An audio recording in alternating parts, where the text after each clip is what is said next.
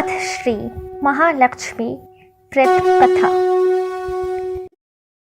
श्री महालक्ष्मी व्रत की विधि इस प्रकार है। भाद्रपद शुक्ल अष्टमी के दिन से किसी पवित्र जलाशय में स्नान करके 16 दिन तक दूर्वा घास से प्रतिदिन जल से तर्पण करना चाहिए। पूजा में यह मंत्र उच्चारण करें।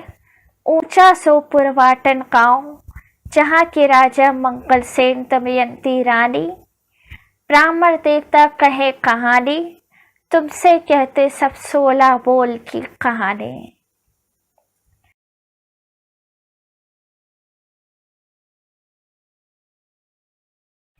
एक समय महर्षि व्यास जी हस्तिनापुर पधारे तो उनका आगमन सुन महाराज धृतराष्ट्र उनको आदर सहित राजमहल में ले गए।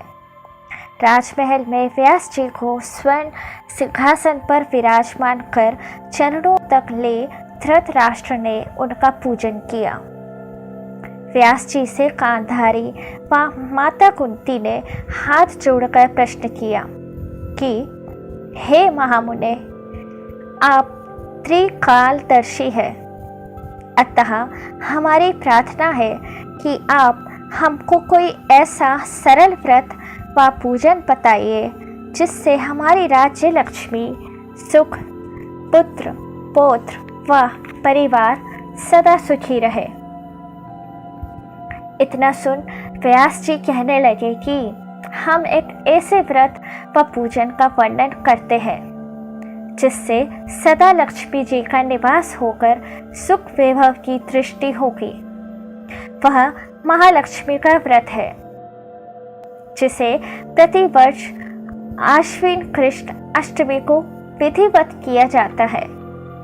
रानियों ने कहा, हे महामुने, इस व्रत की विधि हमें सविस्तार बताने की कृपा करें। व्यास जी बोले कि हे देवी, यह व्रत भाद्रपद शुक्ल अष्टमी से प्रारंभ करें।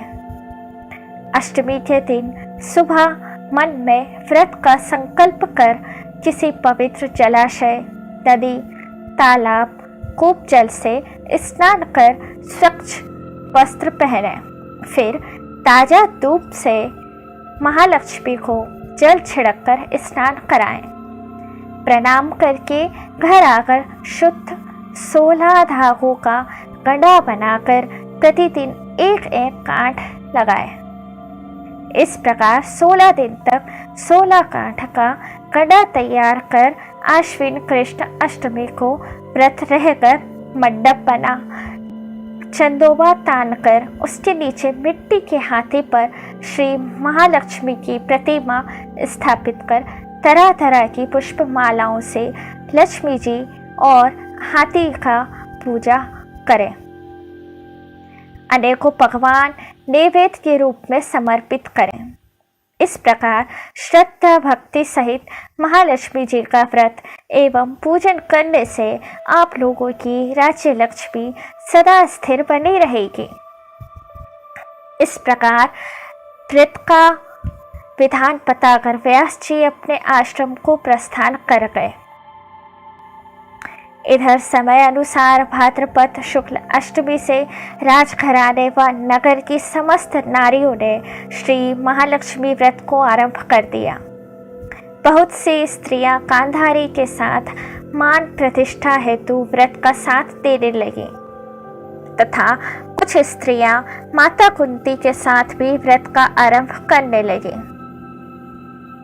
इस प्रकार गांधारी द्वारा कुंती से कुछ देश भाव चलने लगा। ऐसा होते होते जब व्रत के 15 दिन समाप्त होकर 16वां दिन आश्विन कृष्ण अष्टमी का आया तो उस दिन प्रातः काल से ही नगर की स्त्रियों ने उत्सव मनाना शुरू कर दिया और सभी नर नारी राजमहल में गांधारी के यहाँ रहकर तरह तरह के महालक्ष्मी के मंडप और मिट्टी के हाथी बनाने लगे। सभा में बड़ी तैयारियां होने लगी और गांधारी ने नगर की सभी प्रतिष्ठित स्त्रियों को बुलाने के लिए सेवक भेजे, पर माता कुंती को नहीं बुलाया गया और ना कोई सूचना उत्सव में शामिल होने की दी गई। और राजमहल में तरह तरह के उत्सव भागों की ध्वनि गूंजने लगी। सारे हस्तिनापुर में खुशी मनाई गई। इधर माता कुंती ने इसे अपना अपमान समझकर बड़ा रंज बनाया और व्रत की तैयारी न की। इतने में महाराज युधिष्ठिर, अर्जुन, भीम, नकुल, सहदेव पांचों पांडव उपस्थित हुए। अपनी माता को रंज में उदास देखकर अर्जुन ने प्रार्थना की कि हे मात, आप इतनी दुखी क्यों हैं? क्या हम आपके दुख का कारण समझ सकते हैं और इसे दूर करने में सहायक हो सकते हैं?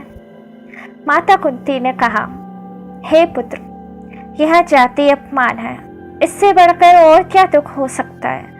आज हमारे नगर में श्री महालक्ष्मी व्रत का उत्सव मनाया जा रहा है और उस उत्सव में राजा रानी गांधारी ने समस्त नगर की स्त्रियों को सम्मान सहित बुलाया है, परंतु हमारे द्वेष के कारण मुझे अपमानित करने के लिए उत्सव में नहीं बुलाया। पार्थ ने कहा, हे माता, क्या वहाँ पूजा सिर्फ दुर्योधन के महल में ही हो सकती है या उसे हम अपने घर में भी कर सकते हैं? माता कुंती ने कहा, पूजा हम अपने घर में कर सकते हैं, परंतु वहाँ साजो सामान इतनी जल्दी तैयार नहीं हो सकता, क्योंकि गांधारी के 100 पुत्रों ने मिट्टी का एक विशाल हाथी तैयार करके पूजन साथ सजाया है। वहाँ सब तुमसे नहीं बन सकेगा। उस उत्सव की तैयारी आज सुबह से हो रही है। पार्थ बोले, हे माता, आप पूजन की तैयारी कर सारे नगर में बुलावा सगवा दें। मैं आपको ऐसे हाथी की पूजा करवाऊंगा जो इंद्रलोक में इंद्र के ऐरावत हाथी के नाम से देवताओं में भी पूजनीय है। आज मैं उसे बुलाकर आपको पूजन के लिए उपस्थित किए देता हूँ। आप अपनी तैयारी करें। इधर माता कुंती ने सारे नगर में पूजा का ठिठोरा पिटवा दिया और पूजा की विशाल तैयारी होने लगी। तब अर्जुन ने इंद्रदेव को ऐरावत भेजने के लिए एक पत्र लिखा और एक दिव्य बाण में बांधकर उसे धनुष पर रखकर देवलोक की सभा में भेज दिया। इंद्रदेव ने बाण से पत्र खोलकर पढ़ा तो आश्चर्य से अर्जुन को लिखा, हे पांडुनंदन, मैं ऐरावत को तो भेज दूंगा, परंतु वहां इतनी जल्दी स्वर्ग से पृथ्वी पर कैसे उतर सकता है? इसका उत्तर शीघ्र ही लिखो। पत्र पढ़कर अर्जुन ने पत्र में बाणों का मार्ग बनाकर हाथी को उतारने को लिखकर भेज दिया। इंद्र ने सारथी मातिल को तुरंत आज्ञा दी कि ऐरावत को पूर्ण रूप से सजाकर तुरंत हस्तिनापुर में उतार दो। तब महावत ने तरह तरह के साजो सामान से ऐरावत को सजाया और देवलोक के अंबर झूल डाली गई। सुवर्ण की पालकी रत्न जड़ित कलशों में बांधी गई। माथे पर रत्न जड़ित जाली सजाई गई। पैरों में मणि जड़ित सुवर्ण के घुंघरू बांधे गए। इधर सारे नगर में शोर मच गया कि कुंती के घर इंद्र का ऐरावत हाथी स्वर्ग से पृथ्वी पर उतरकर पूजा जाएगा। इस समाचार को सुनकर नगर के सभी नर नारी, बालक, वृद्धों की भीड़ एकत्र होने लगी। गांधारी के महल में भी चहल पहल मच गई। नगर की स्त्रियां पूजन थाली लेकर माता कुंती के भवन की ओर दौड़ कर आने लगी। देखते ही देखते सारा भवन पूजन करने वाली नारियों से ठसाठस भर गया।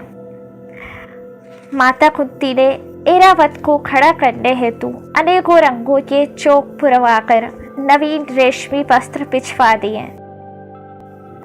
हस्तिनापुर वासी तरह तरह की स्वागत तैयारी में फूल, माला, अबीर, केशर हाथों में लिए पंक्ति पथ खड़े थे। इधर इंद्र की आज्ञा पाकर एरावत स्वर्ग से बनाए बाणों के मार्ग पर चलकर शनै शनै आकाश से पृथ्वी पर उतरने लगा, जिसके आभूषणों की ध्वनि नगरवासियों को आने लगी। एरावत के दर्शन होते ही सारे नर नारियों ने जय जयकार करना आरंभ कर दिया। शाम के समय एरावत माता कुंती के भवन के चौक में उतर आया। सब नर नारियों ने पुष्पमाला, अबीर, केशर आदि चढ़ाकर उसका स्वागत किया।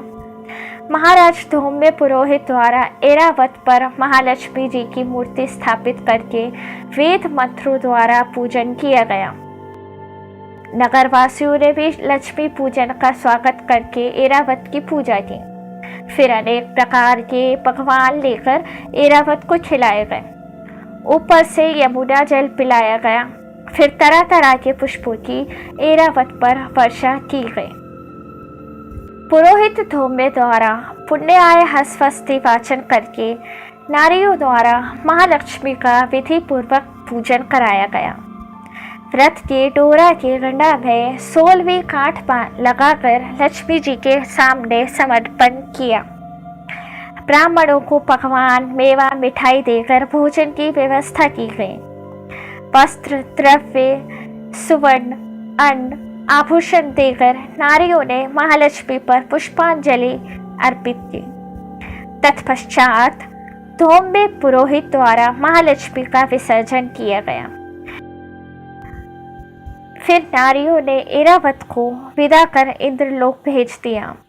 यह वृतांत सुनकर महाराज सूत जी ने कहा, हे ऋषियों, इस प्रकार जो स्त्री महालक्ष्मी का व्रत करती है वह घर लक्ष्मी जी की कृपा से सदा धन, धान्य व मांगलिक वस्तुओं से परिपूर्ण रहता है तथा सदैव सब सुखों से भरपूर होकर आनंद मंगल रहता है।